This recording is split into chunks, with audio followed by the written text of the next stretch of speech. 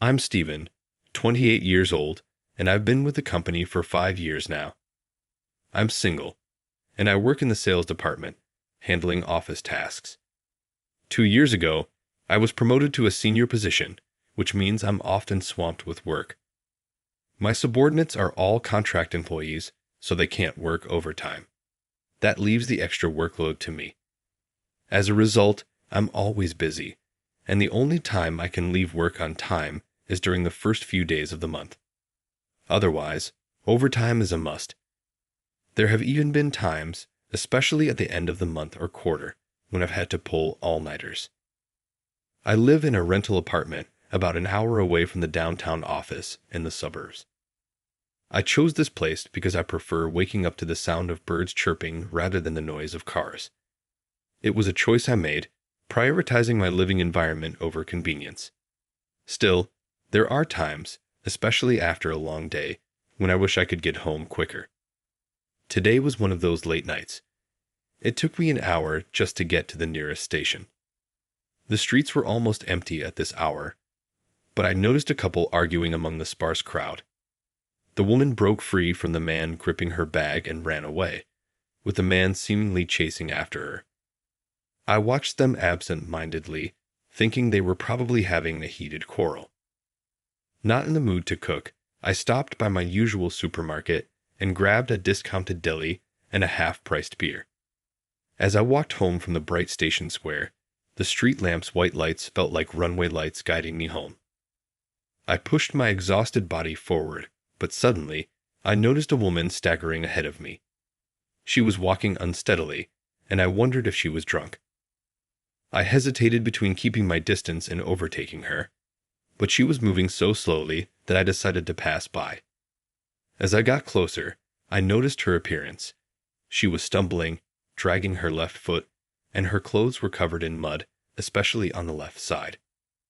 Her shoulder-length hair was disheveled, and she was barefoot.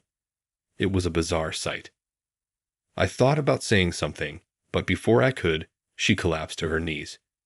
Startled, I instinctively caught her as she fell and called out, "Are you okay?" She seemed unconscious, but she was breathing. I couldn't just leave her there, but I also knew I shouldn't move her. Unsure of what to do, I called out for help. "Is anyone there? Someone, please. We need an ambulance." Despite the late hour, a few residents who heard my voice came out, looking on with curious faces. A woman in her nightwear approached me and asked if the woman was my girlfriend. "No, I don't know her." She was walking ahead of me and suddenly collapsed. "Can someone please call an ambulance?" I said.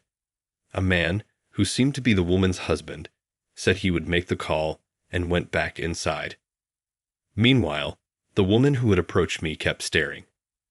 "Aren't you the guy who always buys half-price Dellas at the supermarket?" she asked.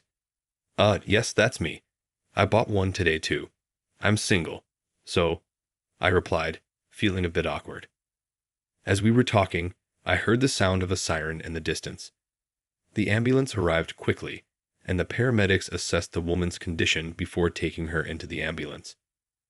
Then, one of the paramedics asked if there was anyone who could accompany her to the hospital.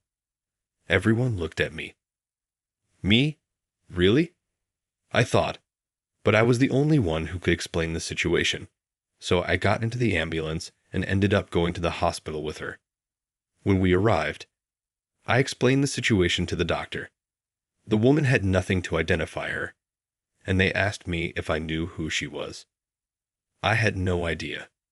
We had no choice but to wait until she regained consciousness. The doctor said her condition wasn't life-threatening, but her left leg seemed fractured. There wasn't much reason for me to stay, but the police would get involved later, and I'd be questioned again. So I left my contact information and decided to go home. Since I was far from home, I called a taxi, which turned out to be a costly expense. When I finally got home and changed, a wave of fatigue hit me. Knowing I had work the next day, I heated up some deli food, took a shower, opened a beer, and ate quickly before getting into bed. Just as I was about to relax, the phone rang. It was the police. I'd explained the situation to them. just as I had at the hospital, saying I didn't know the woman or her identity. They understood for now, but said they'd contact me again later. By the time I hung up, it was past 2 a.m. What a long day. I forced my eyes shut, trying to sleep, but I could hardly rest. The next day, I miraculously found a seat on the train to work and managed to get a little sleep. It was a relief. Blending into the usual crowd, I headed to work. The day seemed like any other, as if yesterday's incident had never happened. It's amazing how such a significant personal event can have no impact on the world. With that thought, I arrived at the office and greeted everyone with a forced good morning. After the morning meeting, I started my usual work. Another day of the same old routine began, or so I thought. After finishing the task, I looked around and noticed that my boss, Tom, and the section chief, Ken, weren't at their desks. Did a sudden meeting start? Eventually, Tom returned, but instead of going to his desk, he came straight to mine. Why? I wondered, and then he suddenly patted me on the shoulder. My heart sank. Was this the shoulder pat that signals you're fired? But then, surprisingly, Tom smiled. Ken, who had arrived later, was also smiling. Jess, what's this about? I asked nervously, trying to smile back. Tom continued with a grin. Actually, we got a call from the president of our client company, Mr. Smith. He said you helped his daughter last night. That woman was President Smith's daughter. I was shocked.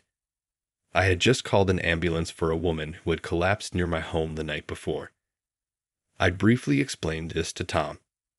This afternoon, President Smith is coming to meet our President Williams, Tom said.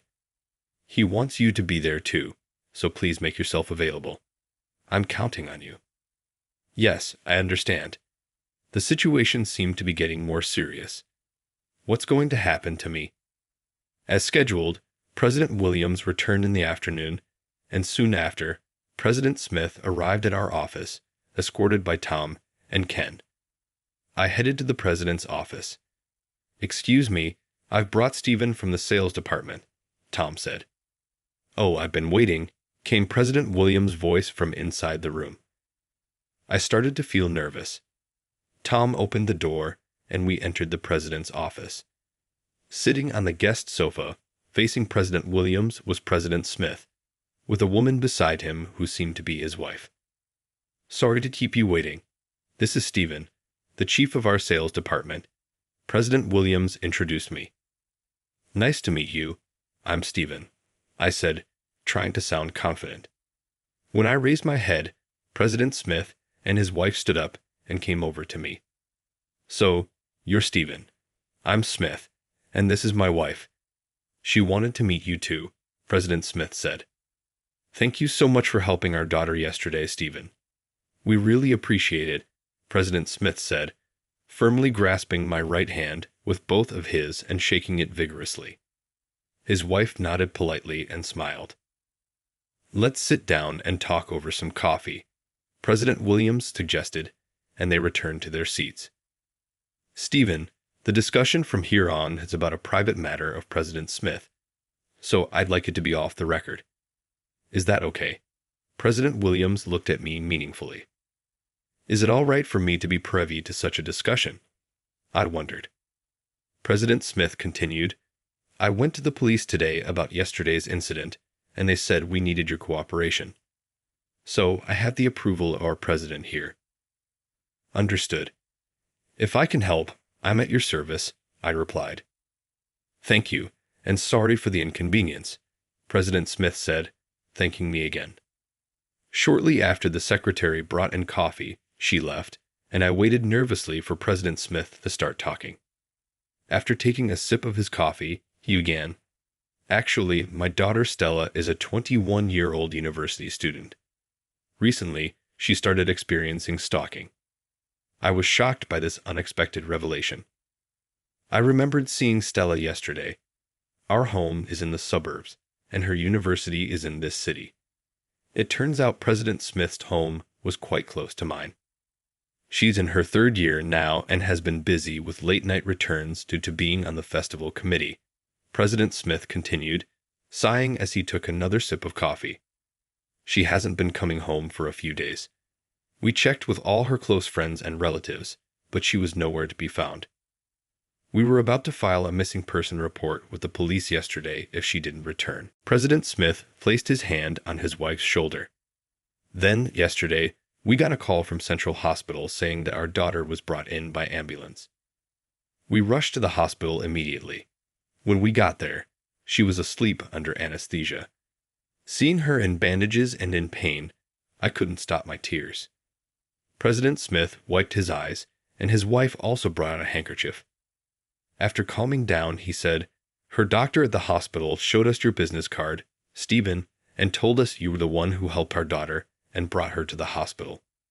Seeing it was an employee from your company, I was surprised. I had to call your president first thing this morning to talk about you. I just had to express my gratitude in person. My daughter also wants to thank you." President Williams, who was also present, looked at me. "That's the situation, Stephen. As a company and personally, I owe a debt to President Smith. I want you to help him out as much as you can. I'm asking you to." The president then looked at Tom and Ken and said, "I'd like to assign Stephen exclusively to this matter for a while. Can anyone in the sales department take over his current tasks?" Tom and Ken exchanged glances before Tom answered, "Stephen's current duties involve compiling sales figures from the sales department, organizing reports, and creating monthly and quarterly sales strategy documents based on the analysis. Unfortunately, there's no one else but Stephen who can handle these tasks." "I see," the president said. "So you both have experience with these tasks from your time as chiefs?" he asked Tom with a smile. "Well, in my time, we didn't have computers," Tom replied. "That's right. Ken was the chief until 2 years ago, so he should be more than capable," he added. "That's true, but I'm already swamped with my current role as section chief," Ken said, sounding desperate. "I see," the president said. "Then it's a presidential order. From today, Stephen will be appointed as the chief secretary to the president. I will be his direct superior. Tom and Ken, please take over Stephen's current tasks." President Williams looked at me and said, "I'm sorry for the sudden change, Stephen. You're free to come to the office or work from home. I'll take responsibility for your actions. Thank you in advance." "Yes, I accept with gratitude," I responded, still unsure of what was happening, but determined to manage somehow. President Smith spoke up again. "I'm sorry for involving our company in my family's problems." "What are you saying?" "It's like a child doing a favor for a parent who has been kind to them." "Don't worry about it," President Williams replied. "Thank you so much," President Smith said, shaking hands firmly with President Williams. Tom and Ken stood by, looking dejected. Ken, "I'm sorry. I apologized in my mind." The story of me saving the daughter of President Williams spread throughout the company, and I was treated like a hero. As an afterthought, Tom and Ken, who took over my tasks, were surprised by the workload and reevaluated my abilities, leading to a significant increase in their respect for me. As the newly appointed chief secretary, a position that hadn't previously existed, I naturally had no specific duties. I used my free time to visit Stella at the hospital. The first visit was nerve-wracking. I wasn't sure what to talk about with a young woman, especially one who's a university student. I checked the nameplate on the hospital room and knocked. "This is the president's daughter," I thought, noticing the private room. "Come in," a voice replied. "Excuse me," I said as I entered. It was the lady's voice I heard. I introduced myself. "My name is Stephen from Company ABC. Today, I've come to visit Miss Stella." "Oh my, Stella, this is Stephen, your benefactor," the lady introduced me to her daughter. "Oh no, I'm embarrassed to be seen like this." I heard Stella voice from behind a curtain. Her voice sounded lovely. What are you saying? Come on, please sit here, the lady said, opening the curtain and offering me a chair. Good afternoon. I'm sorry I couldn't come to greet you sooner. I said hello, and when I looked up, I noticed only her eyes were visible above the blanket. What's with that attitude? It's rude, the lady chided her. Stella then slowly revealed her face from under the blanket. Hello, Stephen. I'm Stella. Thank you so much for helping me when I collapsed the other day. I'm sorry for causing you so much trouble, she said, sitting up halfway in bed to greet me. This was my first good look at Stella. That night, it was dark, and she was dirty, so I didn't remember her well. But in the light, she was stunning, with big round eyes and semi-long hair tied back in a braid, likely because she was in the hospital. She looked like a high school student. I was so captivated by her beauty that I stared blankly. Stephen, is something the matter? The lady asked, noticing my lack of reaction. Oh, no, sorry. You're just so beautiful. I couldn't help but stare, I admitted, letting my thoughts slip out. Oh, you're quite the charmer, the lady laughed. Stella's face turned bright red. As for me, my mind went completely blank. The visit started a bit awkwardly, but thanks to the lady's kindness, we soon enjoyed a pleasant conversation. Stella had been scared and agitated right after being hospitalized, but she seemed much calmer now. My visit was allowed because she had regained her composure. During our talk, I found out that Stella attended my alma mater, which was a pleasant surprise and led to a lively discussion. When it was time to leave, Stella asked, Stephen, will you come again? You will visit me, won't you? Stella's mother escorted me to the door. Since her hospitalization, Stella has been so withdrawn, not responding to anyone. But seeing her laugh and talk so much today was a first. Could you please visit again? She asked. Of course. Stella is my junior at university after all. I will definitely visit again. Please take care, I replied. Later, the police contacted me with several inquiries. They asked if I had noticed any suspicious individuals nearby. That reminded me of the couple arguing at the station, which I mentioned to them. The officer seemed interested, suggesting the couple might be related to the case. According to the police, Stella dreaded being stalked on her way home, so she stayed at an internet cafe. Exhausted and feeling helpless, she decided to return home. On the train, she encountered her stalker and fled from the station, but the stalker pursued her. Panicked, she ran into a dark area and wildly dashed through a field's bushes. Eventually, she fell into an irrigation channel and injured herself, losing her bag in the process. The irrigation channel provided a hiding spot, allowing her to escape. After hiding for a while, she thought it was safe to return home. Disoriented and in pain from her injuries, she walked aimlessly until she lost consciousness. Fortunately, Stella's recovery went well, and she was soon able to leave the hospital for home care. This meant my next visit would be to her house. Her home was the residence of Mr. Smith, the president of the company. When I offered to visit, I was invited to dinner instead. The prospect of visiting her home felt far more daunting than going to the hospital, but with determination, I went. Welcome. We've prepared dinner for you, so please stay and eat with us. The lady of the house greeted me with a smile. Thank you for having me. I'll gladly accept your kind offer today, I replied, comforted by her warmth. The president's house was impressively large and overwhelming.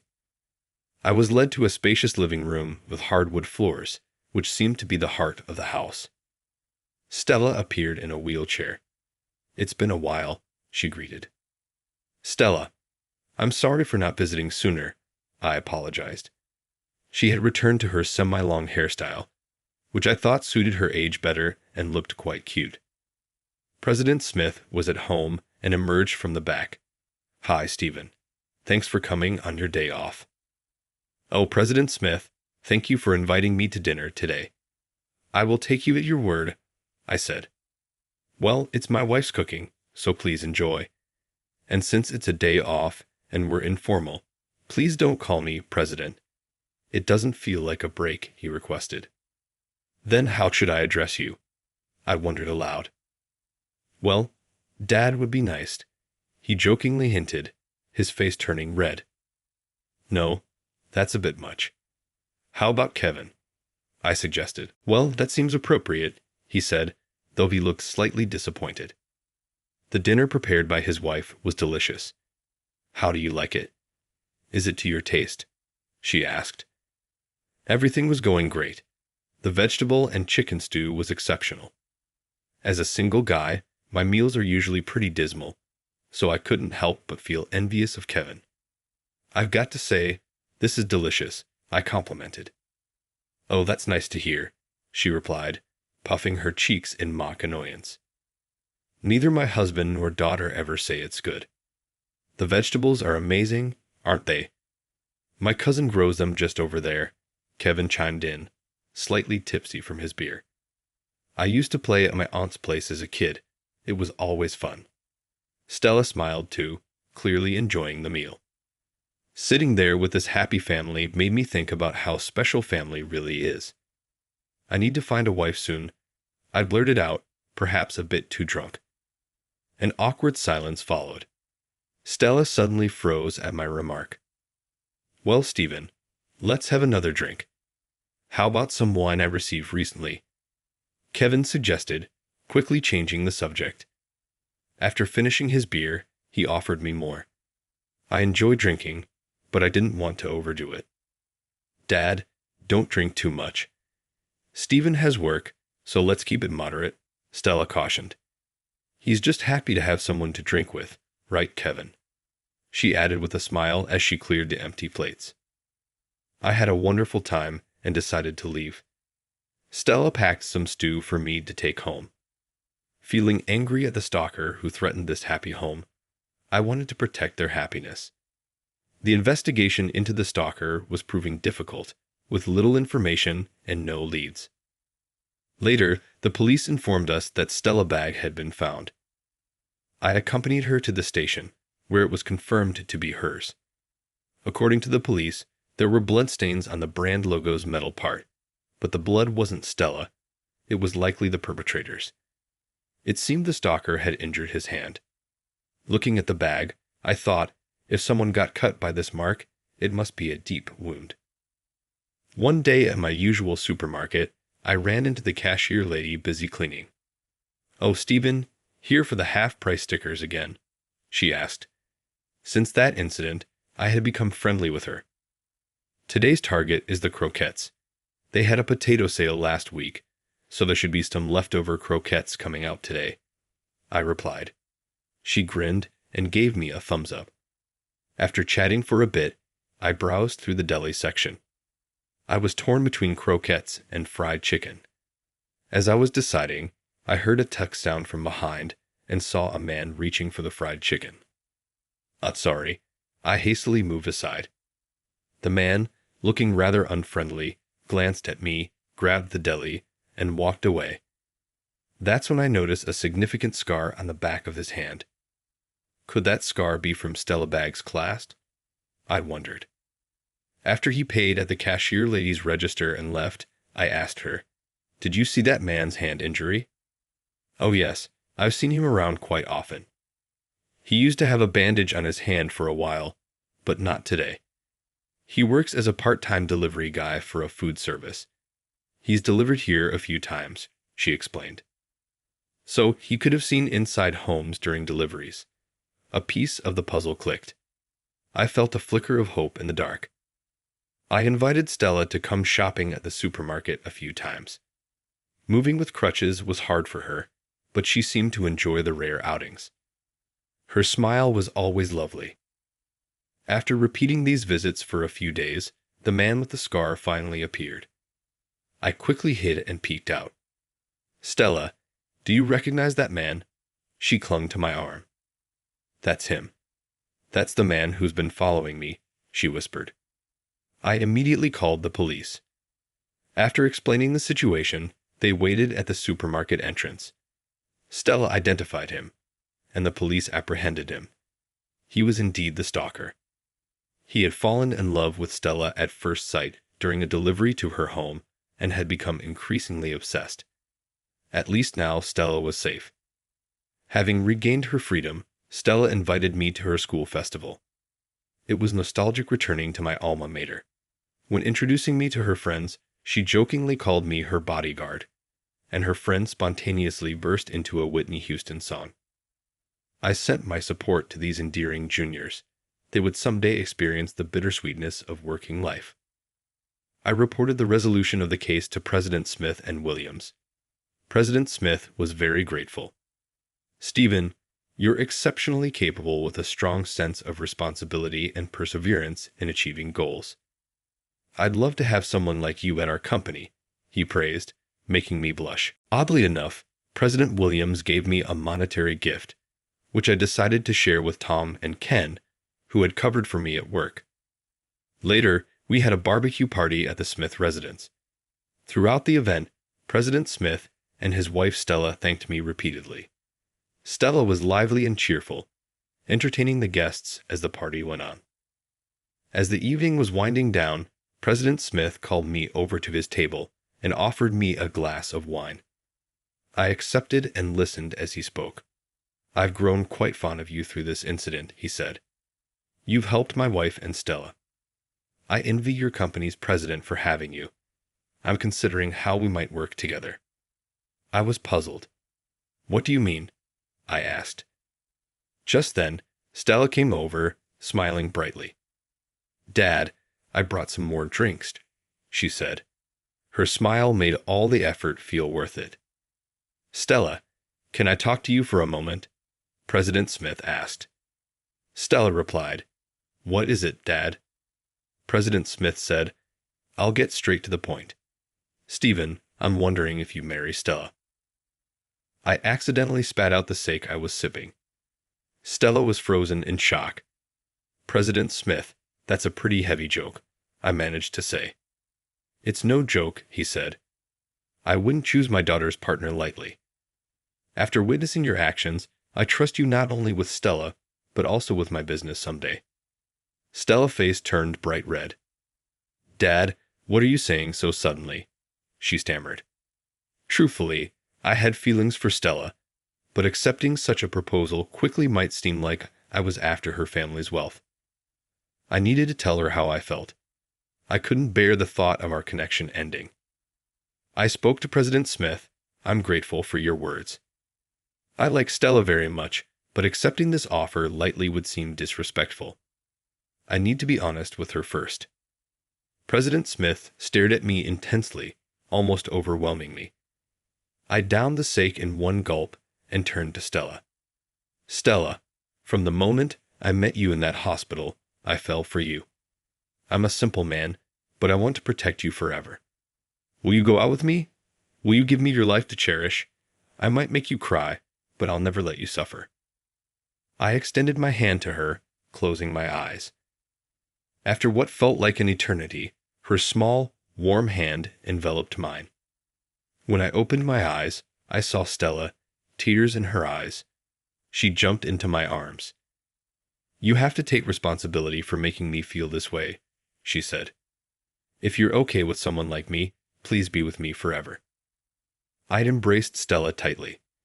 Unbeknownst to us, everyone had formed a circle around us, and soon President Smith began clapping. The entire crowd joined in, and applause filled the air. I thought, "What have I done?" And then I fainted. Fast forward a few years, surrounded by well-wishers, Stella and I were at the peak of happiness on our wedding day. I couldn't take my eyes off Stella in her white dress. President Smith, in tears, was comforted by his wife. From now on, I would call them father-in-law and mother-in-law. After that party proposal, I thought I had it all figured out, but the mix of alcohol and nerves made me pass out. I still get teased about it, but I remember every word of my confession. "Stella, do you remember what I said at the party?" I asked. "I forgot," she said with a smile. "Really?" I asked. "So, I want you to say it again. I'll make sure you don't make any mistakes." Stella smiled, "Today the most beautiful I've ever seen. made me vow to protect